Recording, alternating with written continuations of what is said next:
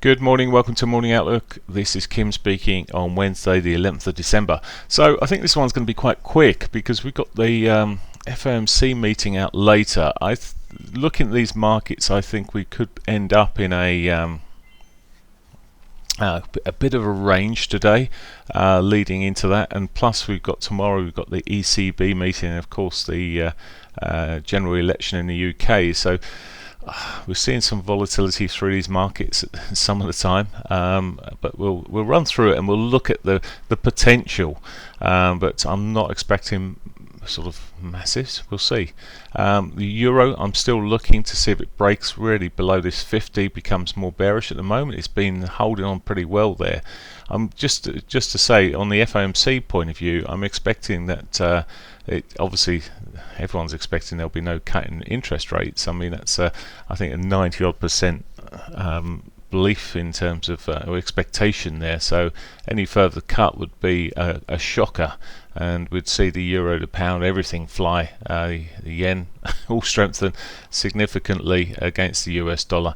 But looking at the data that's been coming through, last week's non-farms and things like this, it all steps towards they're going to be just literally saying, well, we'll carry on waiting. We think we're doing the right thing, and we'll carry on waiting unless there's something really that suggests that, well, actually we'll be maybe looking at cuts earlier, or that might create some volatility. But at the moment, I think they're going to be carrying on sitting on the fence effectively.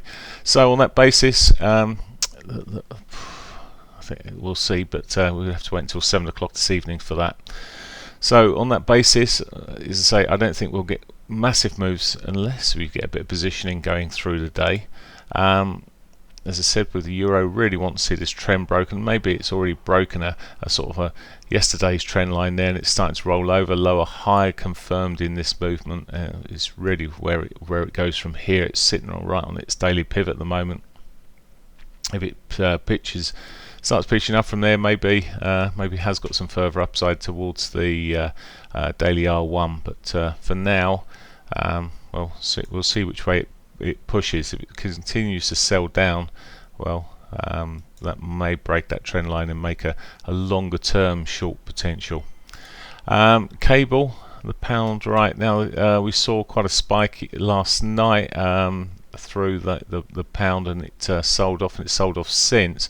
Basically, a YouGov poll has suggested the original Conservative lead is being cut significantly, and enough to see this reaction on the pound. Now, it would still see a majority of the Conservative Party, but what it does show that with the statistical sort of balance of either side of it, it could even still be a hung parliament. So that's not going down too well at the moment, and this is the reaction that we've seen in the market. Still potential to get back towards that weekly pivot eventually, but it really depends what happens. Personally, I think if Corbyn wins, we'll see over Thursday evening into more likely into Friday, early hours of Friday morning, we could see quite a sell-off of the pound if it looks like Labour are doing as even half decently, or if it looks like it's going to be a hung parliament. I think we could see quite a few points knocked off this pound. A rally potentially for a win. I almost said a Trump win then, but we'll have to see as we get closer. We may get a bit of a relief rally, but I don't then expect it to go wild from there, but we'll see.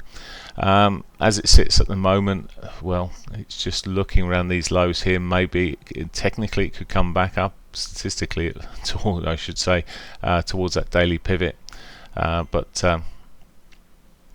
looking quite negative. A bearish flag sitting there. It's broken a trend of the flag. It really looks like it might, as I say, maybe heading down to that weekly pivot. That may happen regardless leading into the election. Dollar yen.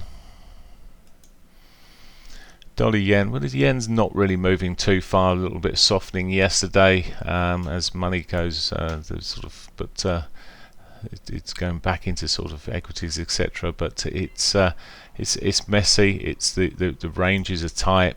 for a majority of the day in very tight ranges. I think we'll see more of the same there. It really is, as I said, now really looking at what's happens this evening at the Fed meeting. Aussie dollar, I'm just going to go through on the hourly basis. You see how choppy that's been. Sold off yesterday, and well, maybe worth looking for a pitch to see if it sells off again today at some point, just on a trendline basis almost.